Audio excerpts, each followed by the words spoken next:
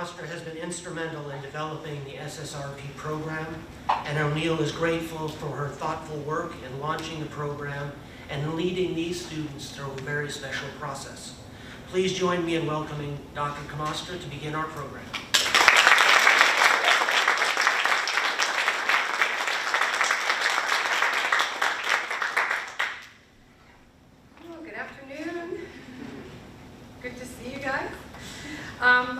Thank you for that introduction, John. For many of you, you know me. If you don't know me, I'm Dr. Nicole Comostra. I'm chair of the English department and director of the Signature Scholar Research Program. During the 2-year course of study for SSRP, students read and write a lot. They work with faculty mentors. They give several small presentations. And they forge connections with experts in their field. The culminating project for SSRP is either a paper of 10,000 words or a project of similar relative weight and value. All 3 of these young women have written well over 10,000 words, and 2 of them have submitted excerpts of their paper for consideration in scholarly journals. The SSRP also culminates in a research symposium. That's a meeting or conference designed to discuss a subject. Well, some people ask. Audience awareness of defining things. And as Mr. Elmore pointed out, scholarship is no good kept to itself. Part of the reason we research things is to share that knowledge with the community. So thank you so much for attending our inaugural symposium for SSRP. It is designed for the O'Neill community to witness and celebrate the incredible accomplishments of these 3 women. Take it from me, I've spent many years in graduate school for master's and PhD, and I'm not exaggerating when I tell you that the work they've done is tantamount to graduate level work. This does not mean that they've crossed the proverbial finish line, for scholarship is a marathon, not a sprint. We often use sports metaphors to illustrate determination and perseverance. We love a straightforward narrative that pits winner against loser, triumph against defeat.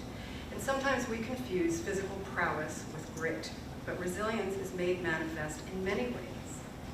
We admire the soccer player, the tennis star, the basketball wonder, and that's okay. But we rarely stand in awe of the scholar who spends countless hours alone, striving to know more than they did yesterday and to bring that knowledge to others for the greater good. Scholarship and writing are lonely practices. They must be carried out in solitude, which requires strength of character. Ultimately, the force of character is cumulative, as Ralph Waldo Emerson put it, your favorite. These women have worked ceaselessly for months, and yet their enthusiasm for their work and each other's is indefatigable. They personify determination. They humble me with their tenacity and perspicacity. I am honored to write and read and learn in their company. I hope you enjoy their presentations and that you will join me in congratulating them on this most impressive accomplishment.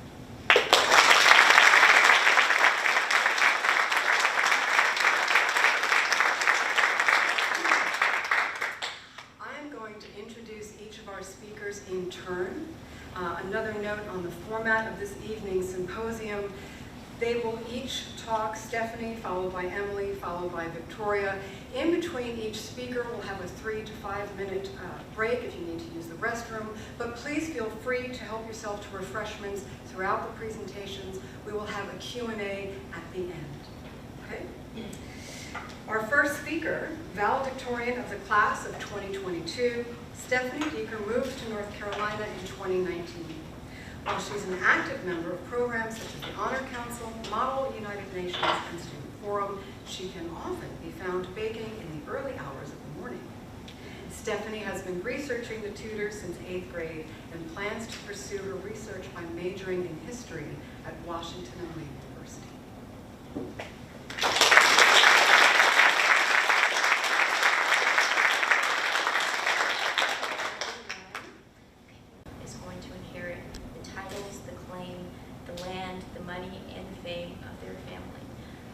Social construct is prevalent throughout history in Europe, in the world, and is a serious problem or issue in the 15th and 16th century. And we can juxtapose that with the influence and the power and the tenacity and agency that the women of the Tudor family are able to have to contribute to their overarching Tudor family success. Before we go any further, to contextualize some trivia. If you think you know the answer, just raise your hand. What type of government does England have now? B. Constitutional monarchy. You're so right. This was the same question for morning meeting, so I'm glad you learned something. The next question is a little different. How many women have ruled England?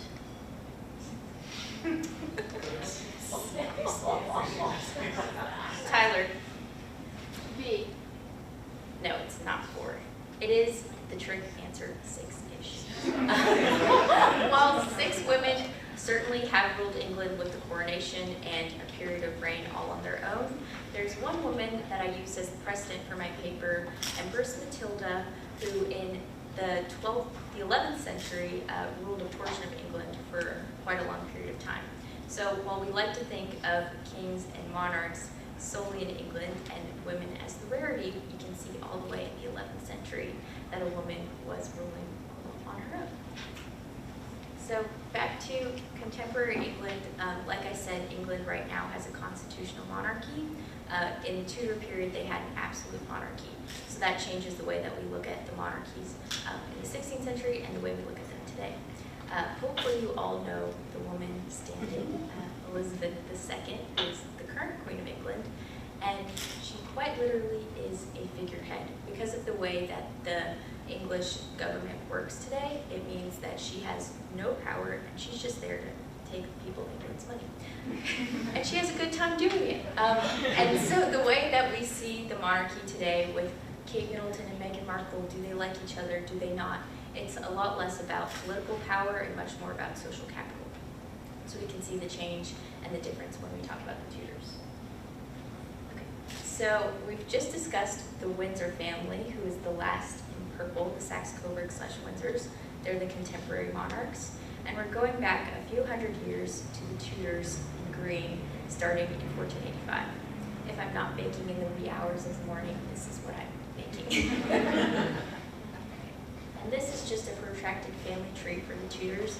Some context that you need to know when we talk about them is the Plantagenets are the ruling family before the Tudors become the ruling family of England. And right before they become that family, the Yorks and the Lancasters are sections of the Plantagenets that are fighting and vying for power. And the way that the Tudors come to power in the most basic terms is by reuniting the Yorks and the Lancasters back into one in 1485 when Henry VII marries Elizabeth of York. And you can see Henry circled in green as the first Tudor ruler. But before they can get married and just happily have a perfect family, we have to set up the Tudors. And so we can really look at them in 3 sections. With prefiguring with Catherine de Valois, securing the throne with Margaret Beaufort and Elizabeth of York, and canonizing with Elizabeth I and Margaret Tudor. If you're wondering what that image is, it's the Lady Chapel, which Margaret Beaufort and her son Henry VII worked to create together. In between each section, there's going to be a time for questions, so if you have a question about a specific section, just let me know. Okay, so we have Catherine de Valois starting at the very beginning of the 15th century. She's born into a period where England and France are fighting in what's called the 100 Years' War, which is misleading because it was 116 years, nonetheless. We do like to simplify things. So she was the daughter of a French king, and she married into England to Henry V, which is really our first example of how we can see some women portraying some agency. The easiest way for a woman to do that in that time is by marrying, by giving her royal blood and the importance of her family to someone else to sort of establish a peace between England and France. Unfortunately, her husband, Henry V, the great warrior king, died, not in battle, and she was left with a toddler as a king. And so while he is ruling, she decides to defy Parliament. Parliament puts out a rule that says she will not be able to remarry until her son is old enough to choose her husband. She does not follow this rule, and she marries her servant, Owen Tudor, who quite literally, as legend has it, fell into her lap. They get married and they have 3 children, and so before the Tudors can become royals or have the opportunity to rule, they first need to have royal blood. That's the first step. And so by marrying Owen Tudor, she takes them from Welsh servants ruling in England as punishment, or living in England as punishment, to a noble family in England. She starts that step. Do you have any questions about this first prefiguring period? Yes? What happened to her son? Her son is about to marry the next woman I'm going to talk about, and he dies of plague in the 1450s.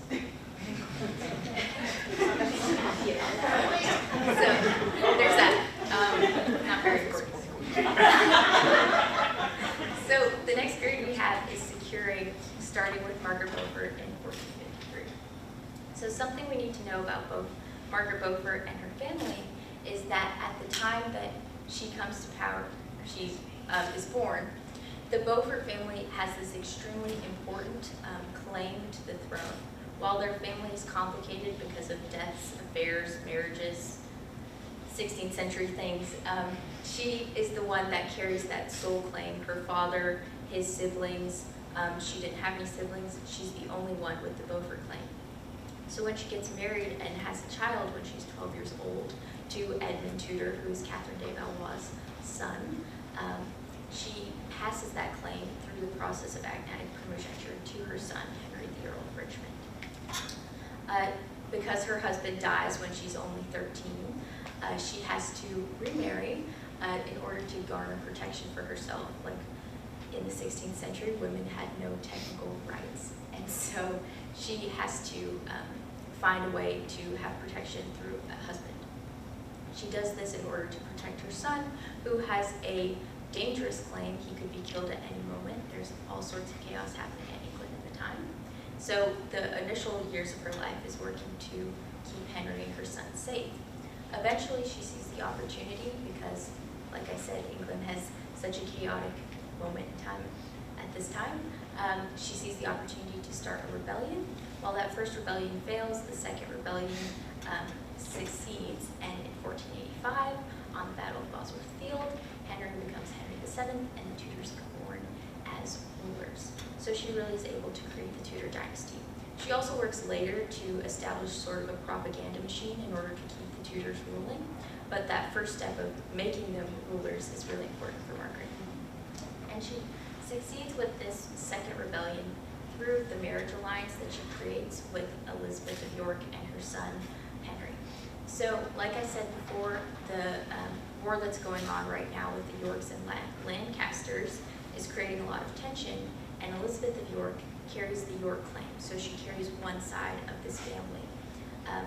So when she marries Henry VII, at the time Henry the Earl of Richmond, they're able to unite those claims and create a peace between these two warring families, essentially ending a 30-year period of chaos called the Wars of the Roses.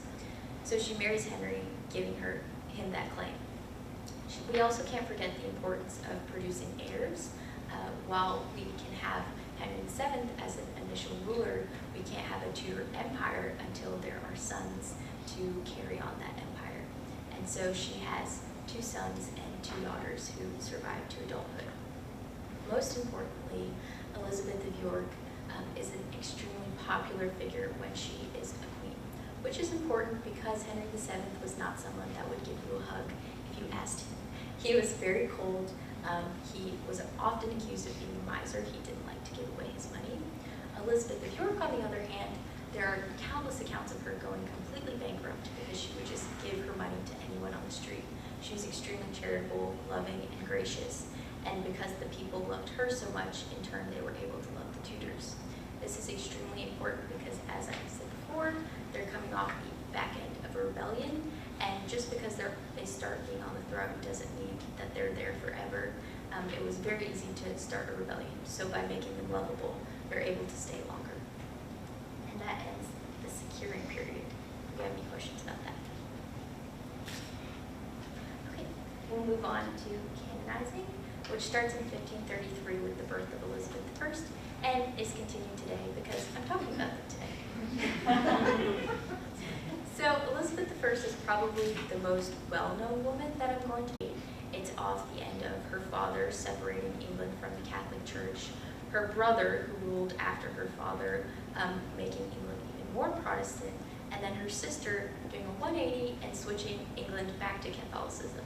So at that time, over about a 20-year period, England is having a huge issue with religion. There are a lot of religious wars and tension going on.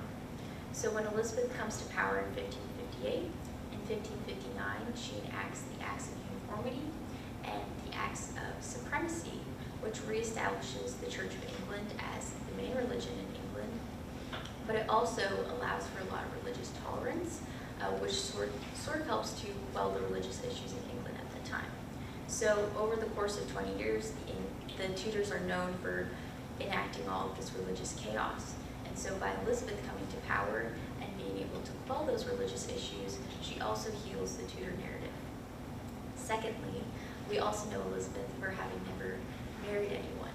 And while this is interesting because it poses a lot of questions about her childhood and the way that she approached marriage, it also poses a lot of good things for the Tudors because she was never lending her power to a foreign figure. When her sister came to power, she married Philip II of Spain, a Catholic, and she was extremely ridiculed for the fact that she had given part of her power and part of England's power to Spain in that way. So by Elizabeth never marrying, she's able to keep that power and consolidate that power to just the Tudors in England for such a long period of time. Elizabeth rules from 1558 to March 24th, 1603, when she dies, just short of 45 years. And so she has this magnificent cult of people who absolutely adore her. And by having people adore her, they also adore the Tudor family, which really legitimizes the Tudor family after a long period of chaos. And now we're going to Margaret Tudor, who really we're stepping back to Henry VII and Elizabeth of York's daughter. So Henry VII, like I said earlier, was the first Tudor ruler, which makes Margaret Tudor the first Tudor princess. When she marries into Scotland at the age of 12, she's able to be a tangible representation to the world, really all of Europe, of the Tudors. They see her in a foreign court. She marries the King of Scotland, James IV, when she's 12, like I said, and James IV classically dies. So now she has, similar to Margaret Beaufort and a lot of the women in this situation, like Catherine de Valois, now she has a toddler who is King of Scotland. They're not usually very good at that. So she serves as regent for him for 2 years, which keeps him safe in that period because she is an English woman ruling in Scotland over Scottish men. She's not extremely popular and there's quite a few rebellions, but she manages to hold her ground until he's able to rule, which establishes James V as the King of Scotland. James V marries a French woman and has Mary Queen of Scots, who might sound familiar to you all, separate opinions about. Mary Queen of Scots has James VI of Scotland, but more importantly has James I of England. And so after Elizabeth I dies in 1603, James I of England comes over from Scotland to England to rule England, which means that even today in contemporary monarchy, the Tudor bloodline remains. Elizabeth II is related 16 times back to Margaret Tudor. Any questions on this period, the canonizing period? Okay. So what does it all mean? I love the Tudors. I hope that you might have guessed that. But beyond the fact that they're interesting and complex and full of trauma, they also pose a lot of ideas about the way that women are able to garner power before the 20th Amendment or the 19th Amendment in 1920. So, like I said, we have agnatic primogeniture and we have Tudor's women's influence, which is so clearly juxtaposed. So, two things that I want you to take away from this. First of all, historical figures are often so easily put into one box. We could say that Catherine de Valois was a queen consort who just sat around until her husband died and then she disappeared. But really, she defied Parliament. She was an active person who chose to make her own path, and in that created the entire Tudor family and put them on their path to glory. The other thing that I want you to take away is that history is never as simple as we think that it is. We like to say that women have this linear narrative from no rights to some rights to all of the rights, but it just doesn't work that way. We can see that through the way that each of these women is able to garner agency, garner power, garner glory, garner fame for their family, and the way that these mothers specifically are able to do that is really exciting. Any questions overall? Yes. First of all, Stephanie, your presentation is fantastic. I love the amount of knowledge that you have and the sort of very candid, casual way you present it. I think it's wonderful. In your research about the English families, have you seen any parallels, say, in the Asian dynasties or the old Jewish dynasties? So I typically don't research that. I usually stay in Europe. I think it's really fascinating to look at English dynasties because even if you look at France, a woman never ruled France. So the way that England, in this protracted period of 1066 to, we can even say today, has so much more examples of women, I think is really fascinating in the Western culture. But I'm sure it's really interesting how it works in the Eastern culture too. We're all good. Okay, thank you so much, guys.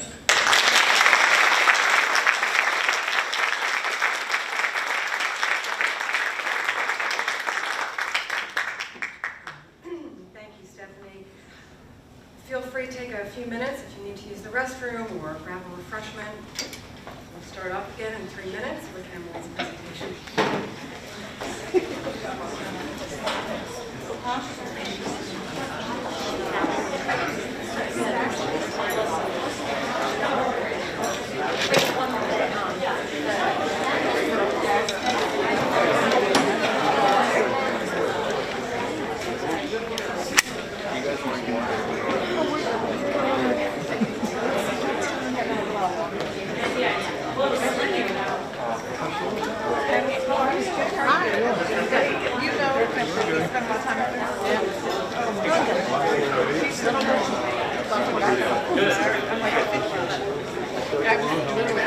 Yeah, Monday starts cute. I'm not happy about being involved. Someone's lucky with that. I'm good. How are you? I am. Yeah.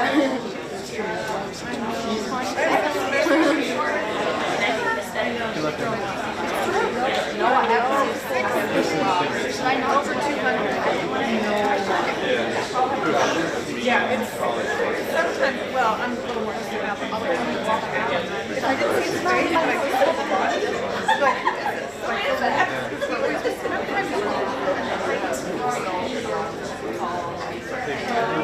like, you know, oh, wow. It's right.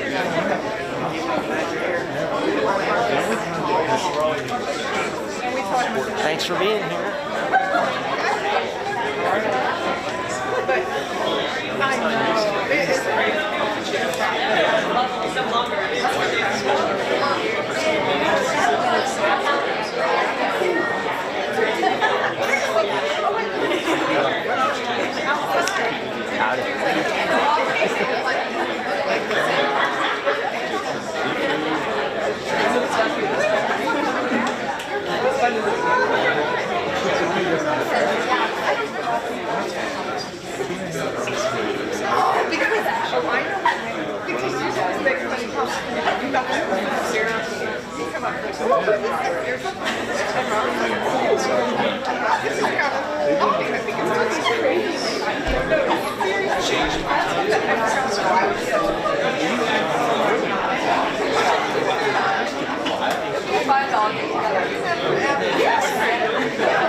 it's much more understanding.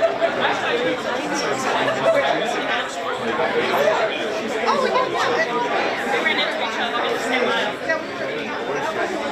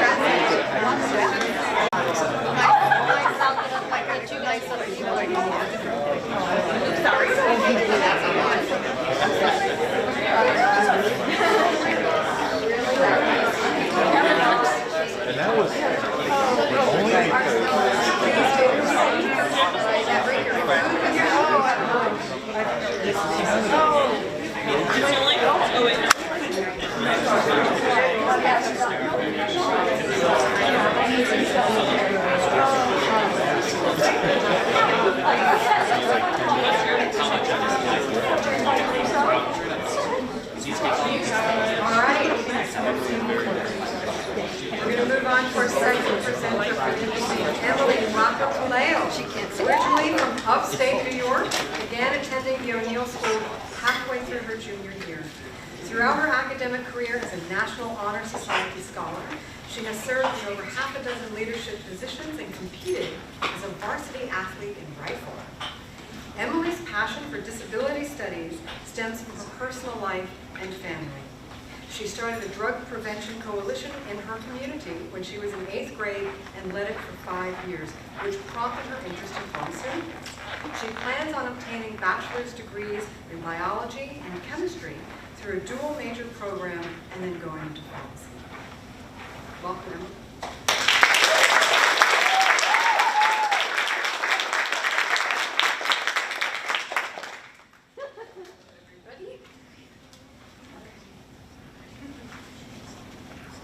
So today I'm going to be talking to you all about healthcare for disabled Americans, more notably healthcare regulation and pharmaceutical access for American adults with disabilities. So, first off, we're going to start off with language, because before discussing any group of people, it's important that we use informed and respectful language. By using person-first identification, we acknowledge a quality or characteristic that someone has without defining them by it when first talking.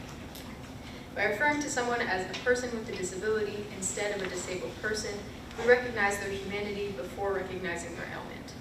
An example of how identity-first language can be harmful is like when we refer to someone who's in a wheelchair as being confined to a wheelchair, simply because we see that they're seated in one.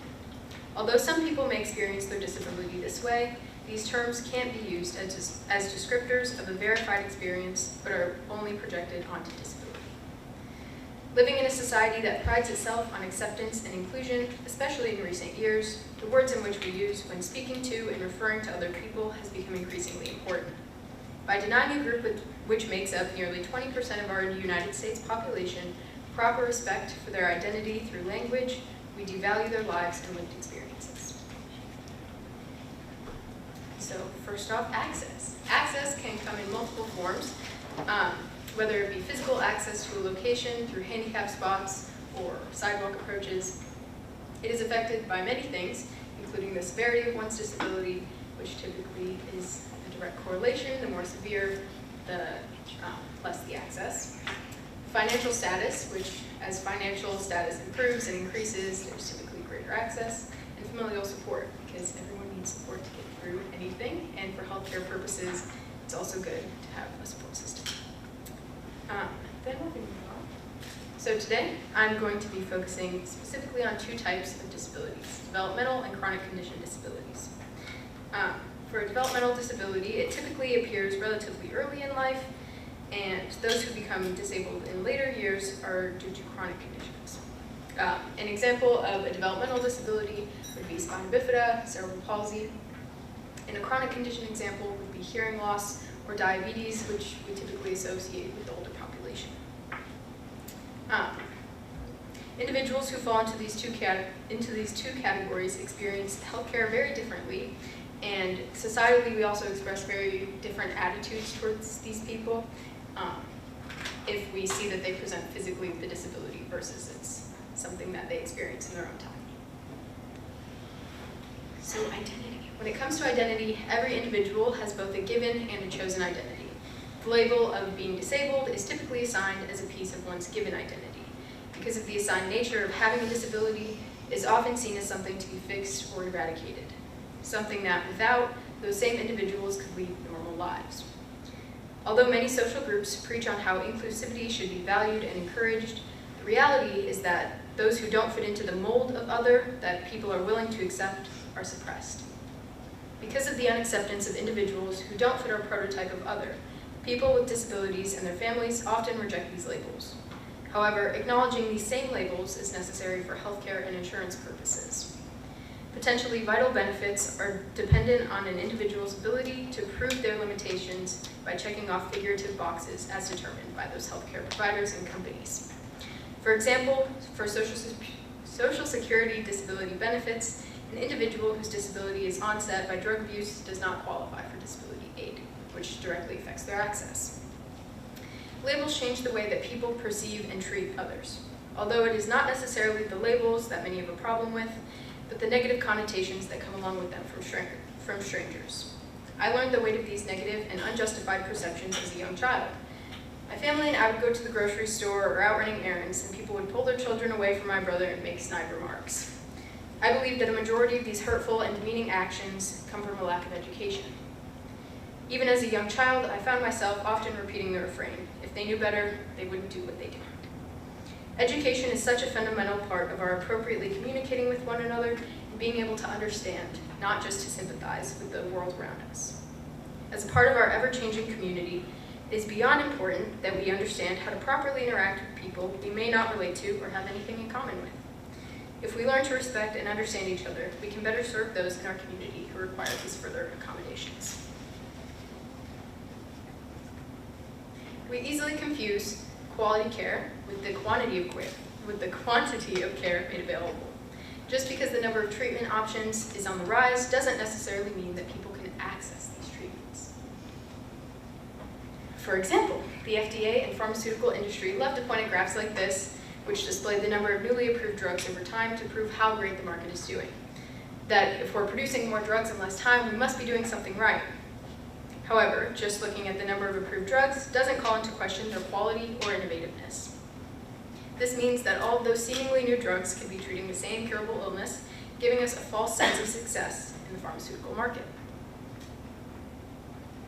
Looking at recent drug approval statistics, these specifically being from 2019, between two conditions, spina bifida and migraines. Spina bifida, if you don't know, is split spine, which is typically characterized as someone being in a wheelchair, typically presenting with paralysis.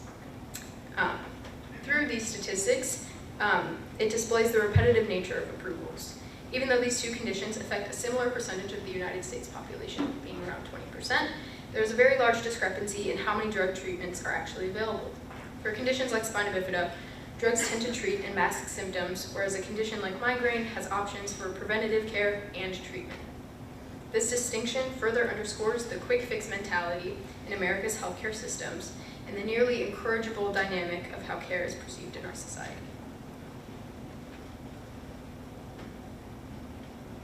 So this is a quote from the Harvard Medical Journal in 2019, which states, "The majority of drugs approved over the last 5 years offer little clinical advantages over other products already on the market."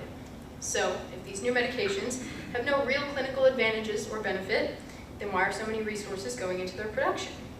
To put it simply, the answer is money. Ultimately, pharmaceuticals is a business which profits off of insurance. However, when people don't qualify for disability insurance benefits and medications are becoming more expensive, how can we maintain the expectation that everyone can afford their care as prescribed and directed by the physicians? We can't. So this directly ties to income.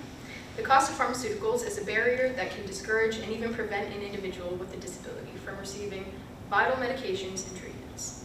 Because of practices like wage displacement, which is when employers calculate wage for workers with disabilities based off of productivity rates as compared to their able-bodied coworkers, the increase in cost of drugs can directly be tied to drug noncompliance. When the cost of vital care already exists outside of a reasonable range and wages are unreasonably low, the result of drug noncompliance is inevitable. Drug noncompliance is defined as an inability to reasonably obtain and afford medications. Over 1.3 million people with disabilities experience noncompliance, and over half of those 1.3 million people list cost as the primary reason. The likelihood of noncompliance can be increased by a multitude of factors, such as having a severe disability, poor health, low income, lack of insurance, and a high number of prescriptions. All of these typically go hand in hand. When having a diminutive income to pull from to pay for resources, care, necessities, and wants, even the slightest increase of these already high-cost medications can be detrimental.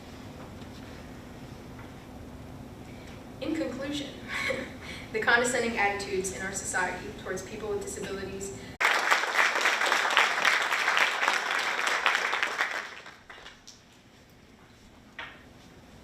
feel free to take a quick break if you need to use the restroom. Again. 2, 3 minutes. We'll be right back.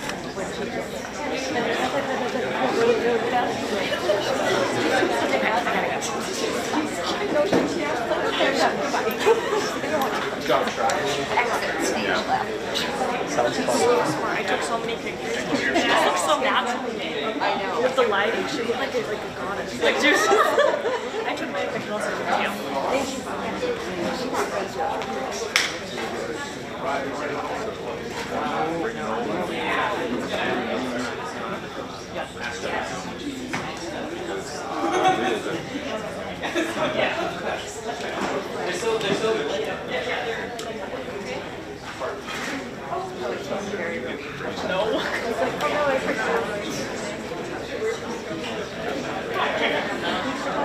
No, we don't do questions. That's because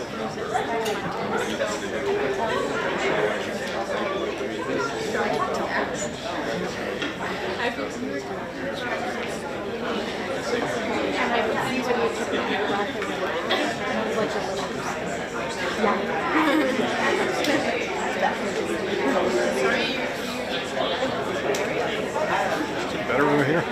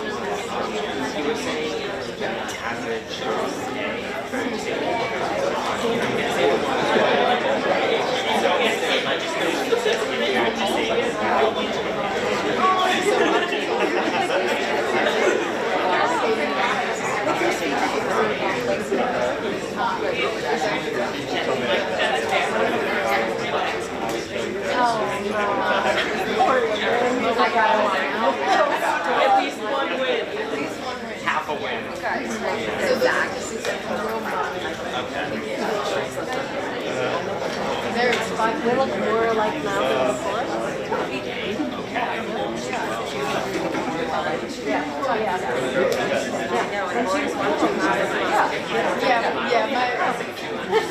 No, but mine ends with like, woo, humanity. do better. Fix it, actually. Yeah, less drugs. Yeah. That's my takeaway. That's a good take. Should be my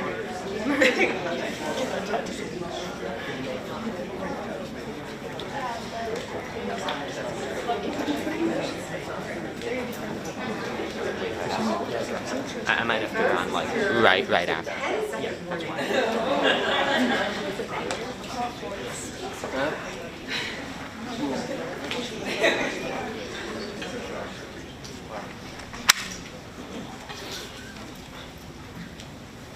Great. Our final speaker for the evening is Victoria Mills. Victoria has attended the O'Neill School since middle school. She has had a lifelong passion for environmental and geological sciences. Her first foray into agriculture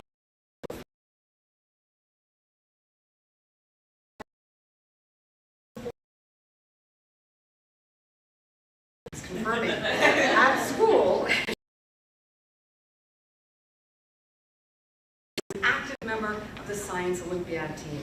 Victoria will attend Smith College in the fall, where she will pursue a degree in geosciences and environmental science and policy. Welcome, Victoria.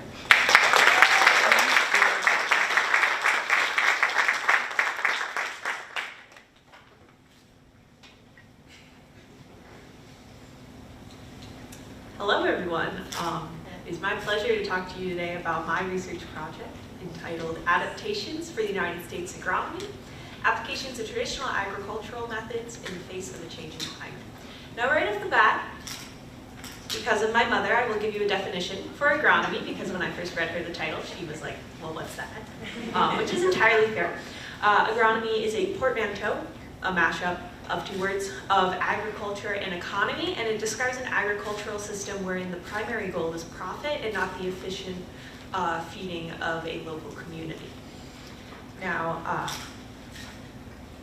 I would first like to talk to you about the history of the United States agronomy. If you were at the little mini presentation this morning, you'll know that I didn't speak about this, whereas I feel that to get the real the cultures and the people who brought us to where we are today.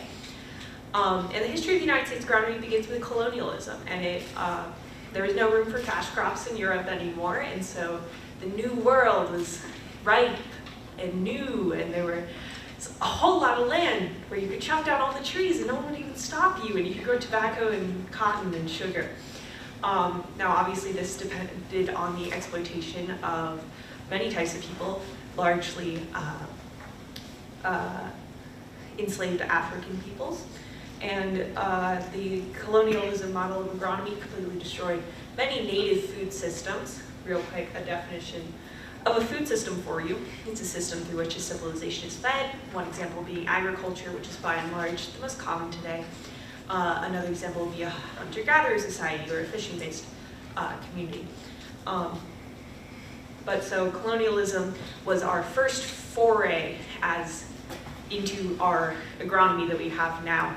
And because of the destruction of native food systems, we never really had the opportunity to establish anything other than an agronomy, because it began that way, and so it persisted that way. And eventually it persisted, eventually after the abolition of slavery, it evolved into sharecropping, which is a subject that my dear Aunt Claudia has made an entire documentary about. And sharecropping is a practice of one landowner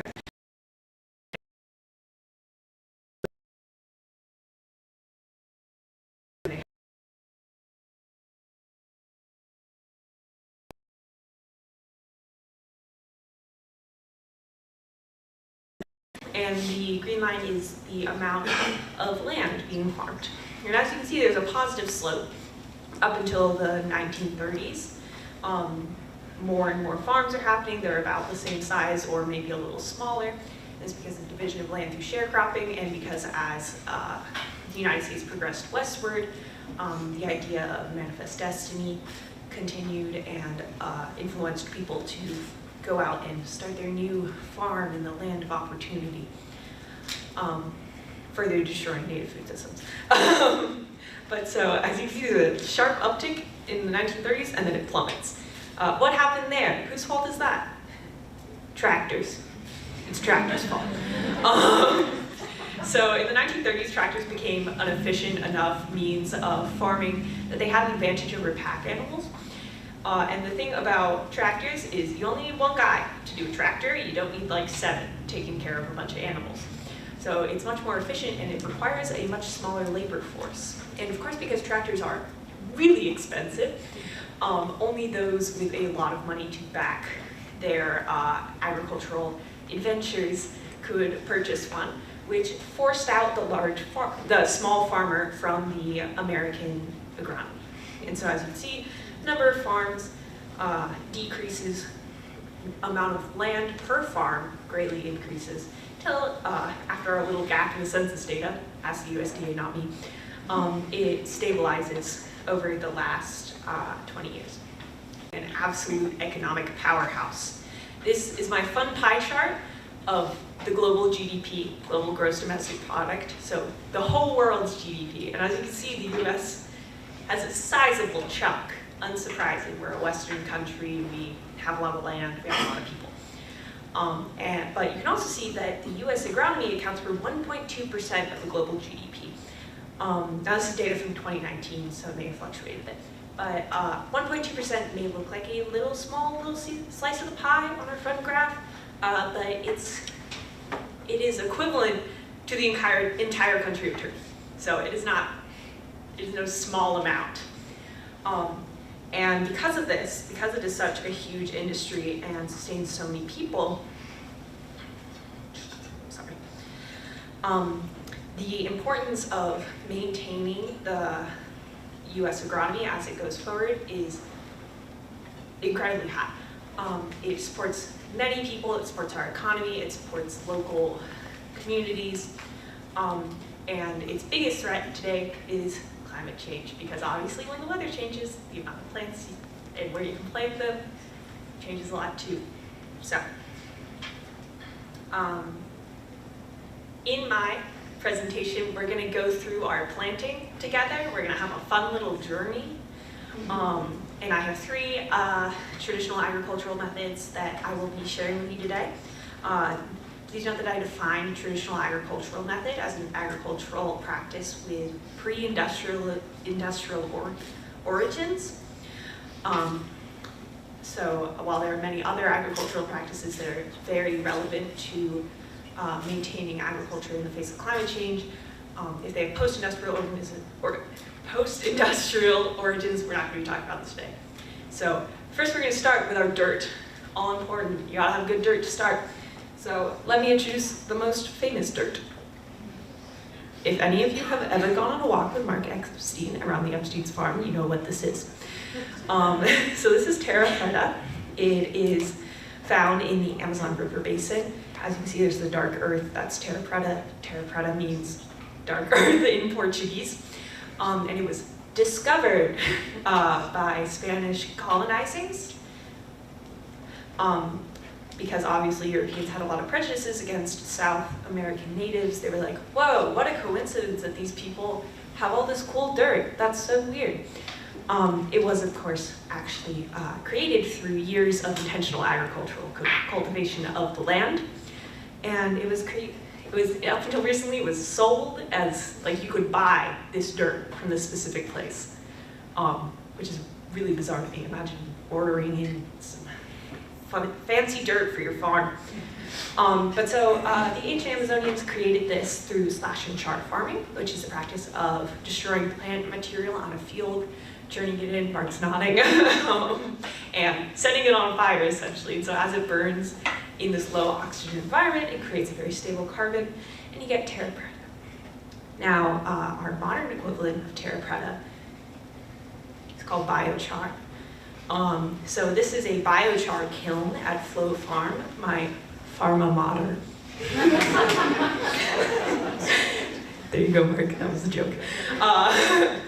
It is very big. If you look like way in the background, Max is standing by a pole back there. Max, if you want to stand up for a height reference, go ahead.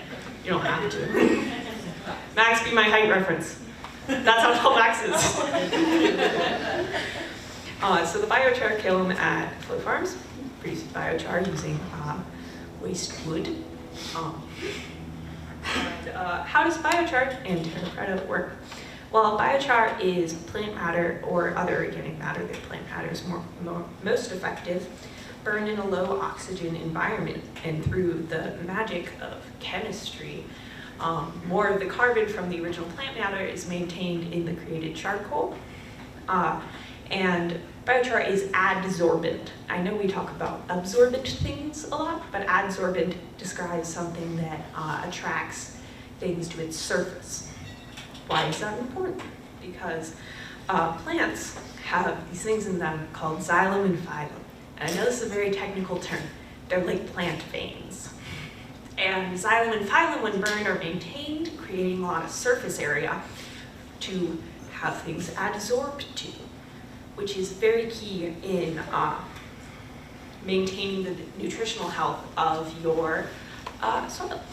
And soil treated with biochar can have up to 16 times more, can hold up to 16 times more water than untreated soil, which in the face of climate change and longer temperatures and more unreliable weather patterns can be quite beneficial.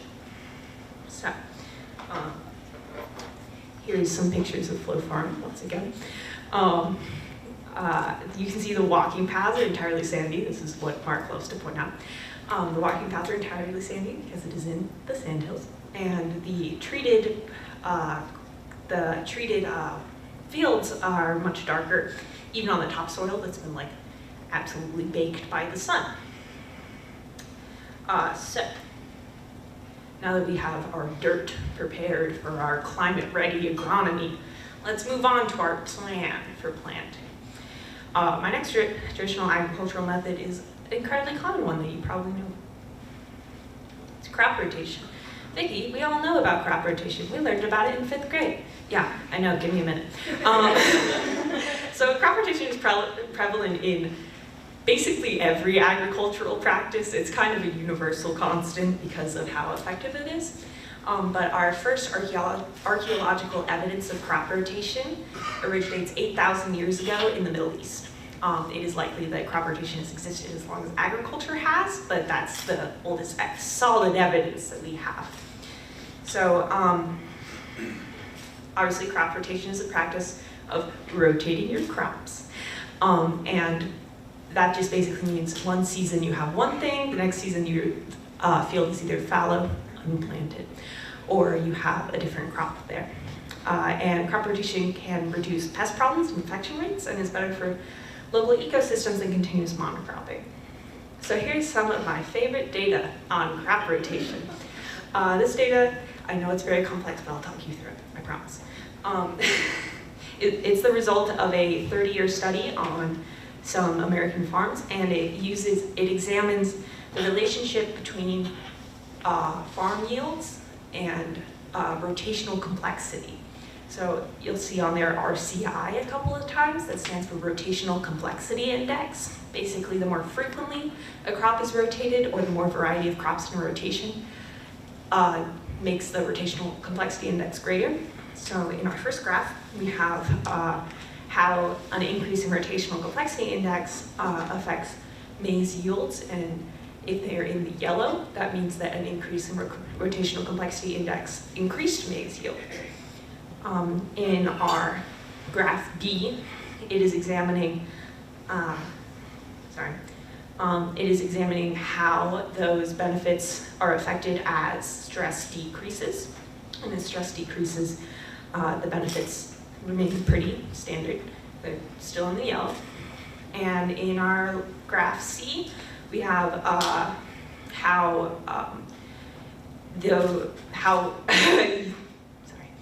maize yield gains are affected by rotational complexity index, once again solidly in the yellow. And in graph D, we have how the effects of rotational complexity index were affected as stress increased. And now this is key because stress on plants can be caused by changing climates. And so as our rotational complexity index increases, we're getting even better results, which is really good.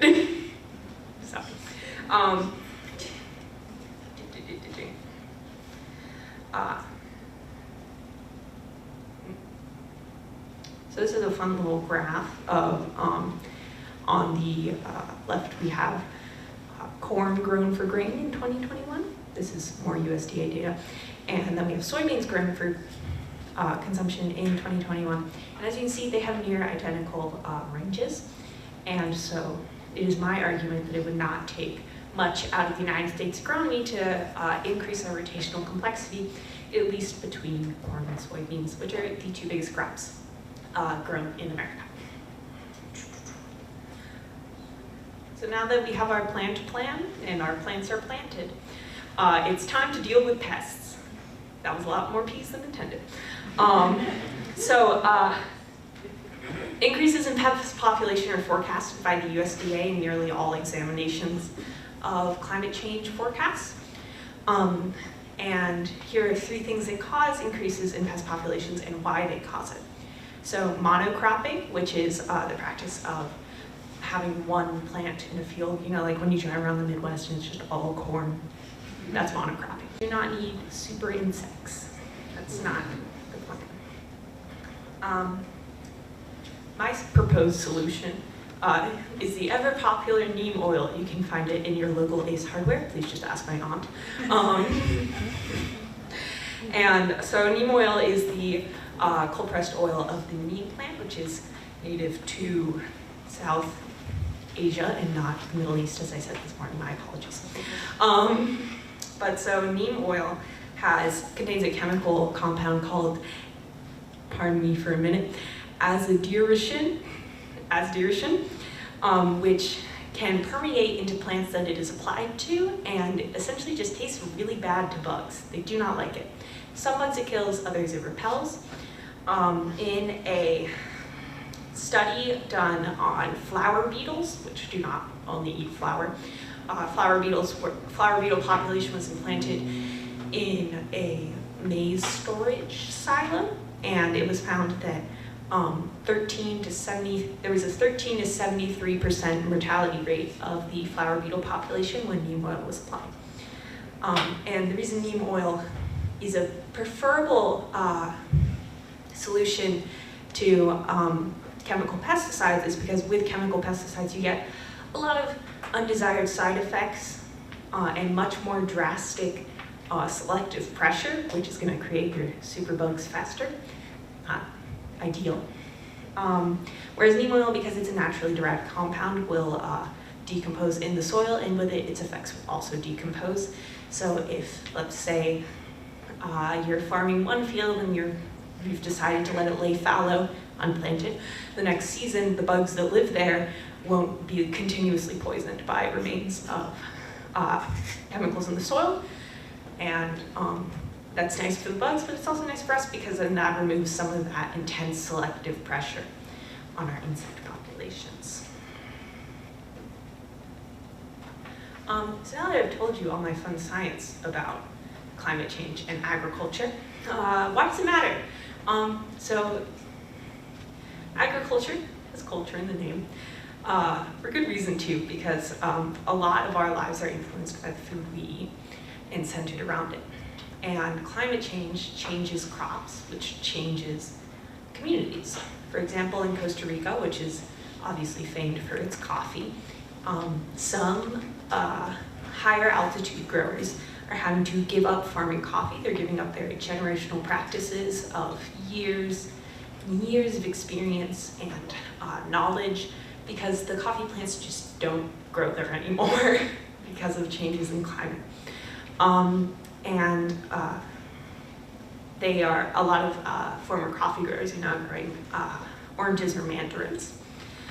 And this is not something that the United States is immune to. If as climate change progresses, maybe the peaches could no longer live in Georgia, or maybe cherries could no longer grow in Michigan. And this would have really great impact on our individual cultures, which are so valuable to us. And so beyond the economic reasons for maintaining the United States agricultural system, it is also sort of a fight for our lives, and beyond that, it's a fight for what makes our lives worth living, our culture. Thank you.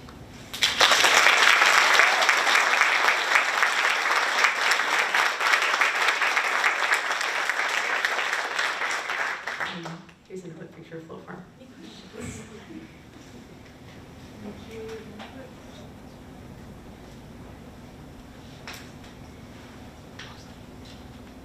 Any questions for any of us?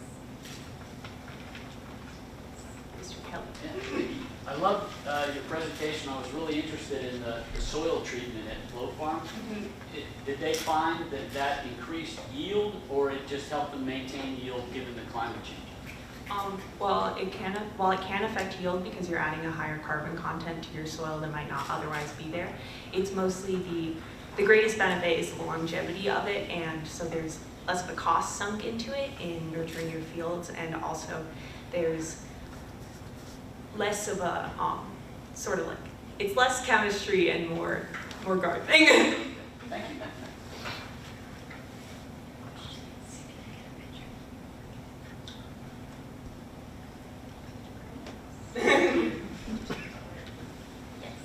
What can you say about your experience during this research project? Not the subject matter experience, but it's different than what the other students are doing and different from what you've done in other grades? Certainly a lot different. A lot more work was put into it, and also a lot more direct attention was given to us to help us achieve the things and learn the things and research the things that we wanted to. We each had a separate class period dedicated just to this. And then I would go home and spend 10 hours doing some more separate research. And I think most importantly, it just was a practice for the research that I intend to do for the rest of my life. So. Beyond that, it was also much more fulfilling than necessarily our other classes because while learning calculus is fantastic and I love doing homework all the time, doing our work for SSRP was very fulfilling, like emotionally, because there were subjects that we really attribute a lot of value to and were inherently interested in. So it felt like more concrete than other classwork. To add to what Vicky and Stephanie said, what I found very beneficial from SSRP, separate from the intensity and rigor of the program itself, was the friends that I made through it, which is very cliche. But quite honestly, there's not very many other places throughout high school experience, both public and private school, where your peers who value the same things as you are selected out and you are put into a room with them, with the sole purpose of being nerds together. And yeah, so I found that very beneficial, and you know, connections that we've made now will last hopefully the rest of our lives. And yeah.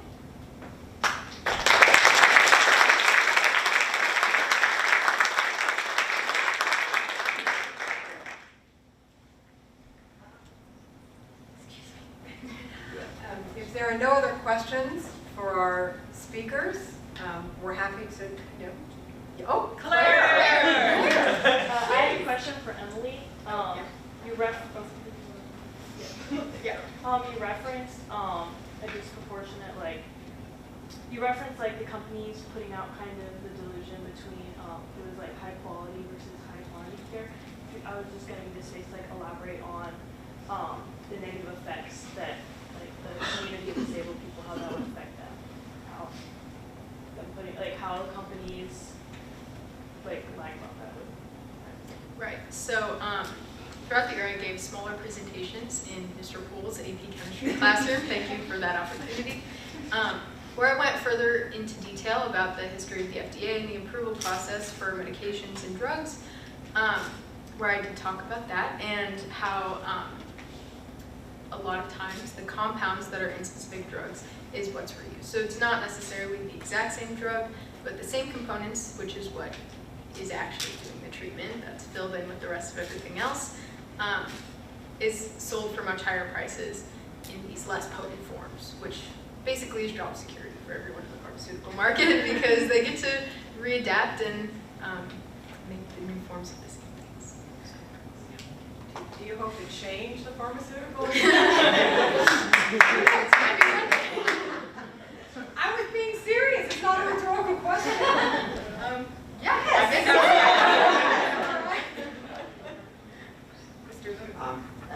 Emily, have you seen some of the same struggles in countries that have socialized medicine, where some of the profit things are not a part of the equation?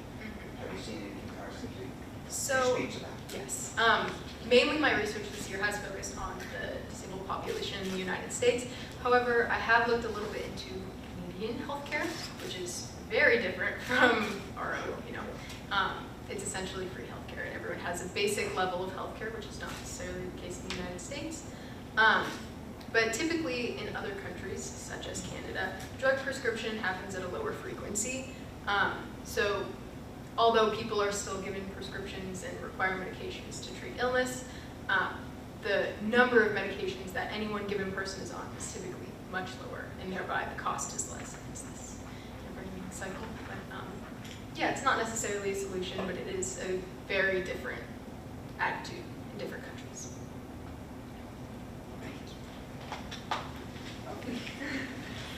I'm sorry, Emily. So you mainly talked about developmental and chronic conditions. If someone, like say, someone was in the Army and they maybe lost their leg, would that be categorized as a chronic condition? And what differences would that have between ones that came about more naturally? Right. So that's a very good question, actually. There are multiple different types of disability. the attempt there is to provide better access because people lived a certain lifestyle before their ailment. So the main focus there is quick care that they can get back to the lifestyle that they had before. So it's a very different attitude again, which is a lot of what healthcare has to do with nowadays, because the societal impact of how we talk to people, how we talk about them is ever changing. But yeah, it's a very good question, thank you. So I have one for Vicky. I've been hearing you talk about this all year, so I feel like I'm generally knowledgeable, but when you're talking about biochar, how long is it lasting? I know it's great for the soil and all that stuff, but... I forgot to include my half-life statistic. I'm nervous, that's my bad. So in clinical trials, clinical trials, sorry, thinking about Emily too much. In laboratory conditions, biochar has had a half-life of up to 400 years, which obviously was not measured by letting it sit for 400 years. So the accuracy of that is debatable, but I think the longevity of the effects of terra preta are a testament to how truly permanent the effects of biochar can be. Just a follow-up there. So what I really liked about your presentation was both the agronomy side of it and kind of looking at that journey from the colonialism forward, but also the agriculture side of it, the relationship. And to me, as you're looking at the topic of climate change, it's our relationship to what is that soil. What is the natural relationship that the soil is expressing? And so I just wanted to say that biochar is really kind of honoring that soil is a biological process as opposed to the reductionism of a chemistry process. It feels respectful to the dirt. Yeah. That's what it does. This is Elmore. Have you done any comparison between shipping and propagation for biochar? They're not really comparable because biochar is a soil additive and propagation is an actual practice. So there can't really be a better one because they affect different things. Yeah, and working in tandem obviously is you get both the benefits. One doesn't take away from the other.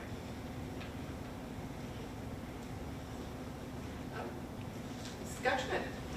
Question for Stephanie. So with the Tudor drama, it has made, it makes for amazing TV and stories and retellings. Have you been surprised by either the accuracy of what's been shown or the just complete distortion as you've gone through this? That is one of my biggest pet peeves. So, am I surprised by the inaccuracy? No. Am I disappointed? Always. I think the greatest example, or just the greatest problem with it, is latching onto one narrative that we want to tell for each figure and just going straight with that one. The easiest example in the Tudor dynasty is obviously Henry VIII and his 6 wives, 2 of which he beheaded, etc. We love the drama of him being this crazy man-whore, essentially. But that is what we like to call him, and he really did, he ruled for 35 years and he did way more than just have fun. But we like to keep it straightforward with his wives. So that's just a huge problem that I see all the time.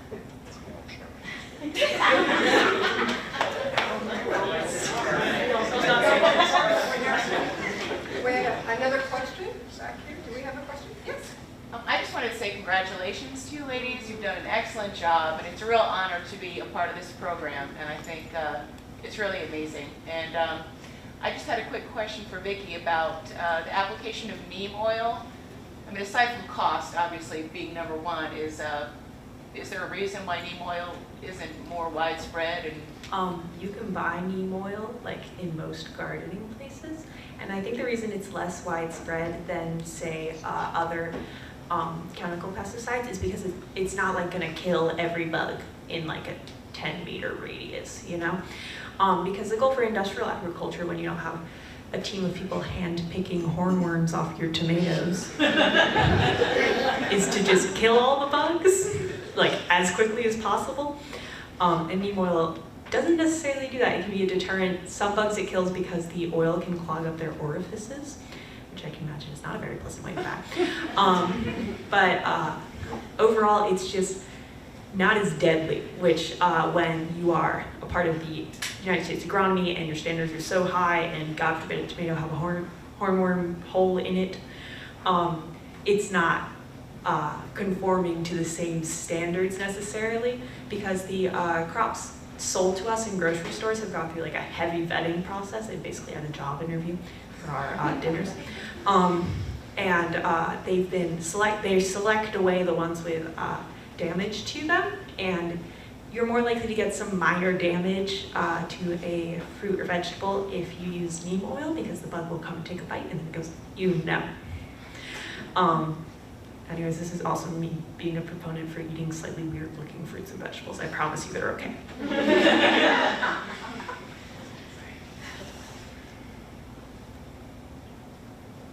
Okay, if there are no more questions, let's give our panelists another round of applause.